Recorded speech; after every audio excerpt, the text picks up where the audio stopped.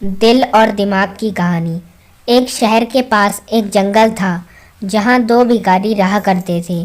क्योंकि उनके पास रहने के लिए कोई घर नहीं था, इसलिए जंगल को ही उन्होंने अपना घर बना लिया था। किसी इंसान के घर के पास रहने पर वो उन्हें वहाँ से हटा देते, इसलिए उन्होंने जानवर के घर यानी कि जंगल में ही रहना मुनासिब समझा। स्वाभाविक रूप से वे दुश्मन की तरह एक दूसरे को देखते थे, क्योंकि वे एक ही पेशे में थे और दोनों में एक दूसरे से ज़्यादा भीख के पैसे जुटाने की प्रतिस्पर्धा थी। दोनों भिखारियों में से एक अंधा था और एक लंगड़ा था, और वे हमेशा अपने ग्राहकों, भीख देने वाले लोग को लेकर झगड़ते रहते थे। आप नहीं जानते कि भिखारी आपके बारे में क्या बातें करते हैं। उनके अपने ग्राहक हैं, उनके अपने क्षेत्र हैं। वे दोनों भिखारी लगातार लड़ते रहते थे। उन्हें एक दूसरे के कारण बड़ा संघर्ष और प्रतिस्पर्धा करनी पड़ती थी भीख मांगने में, इसलिए वो दोनों भिखारी सालों से दुश्मन थे। ये दुश्मनी ऐसे ही चलती रहती, लेकिन एक दिन जंगल में आग लग गई।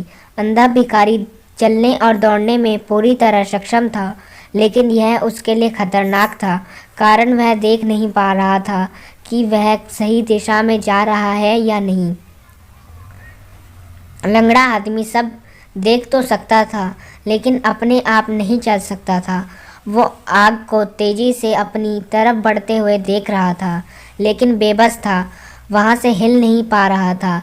आग इतनी तेजी से फैल रही थी और हवाएं इतनी तेज थी, लेकिन वह देख सकता था कि अभी भी बाहर निकलने की संभावना थी। कुछ स्थान ऐसे थे जहां आग अभी तक नहीं पहुंची थी, लेकिन जल्द ही आग वहां पहुंच सकती थी।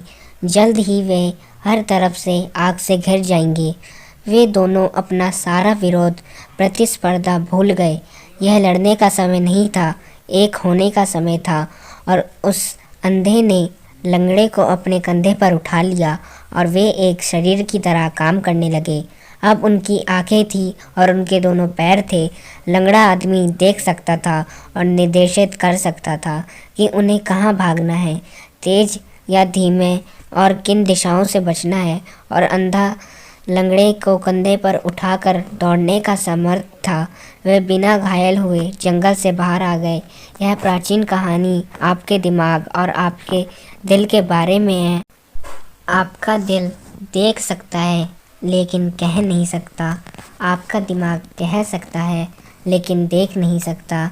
यदि आप अपने दिल और दिमाग को, अपने प्रेम और तर्क को करीब लाने में सक्षम हैं, अपने अनुभव और अभिव्यक्ति को करीब लाने में सक्षम है, तो शायद मन भी कुछ महत्वपूर्ण कह सकता है।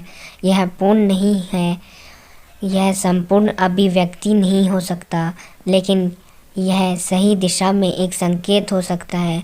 मैं ऐसा नहीं कहता कि दोनों के साथ आने से गलतियां नहीं होगी, लेकिन उतनी नहीं होगी जब वे अलग अलग रहते हुए होती है। मैं आशा करता हूँ आपको यह स्टोरी अच्छी लगी होगी।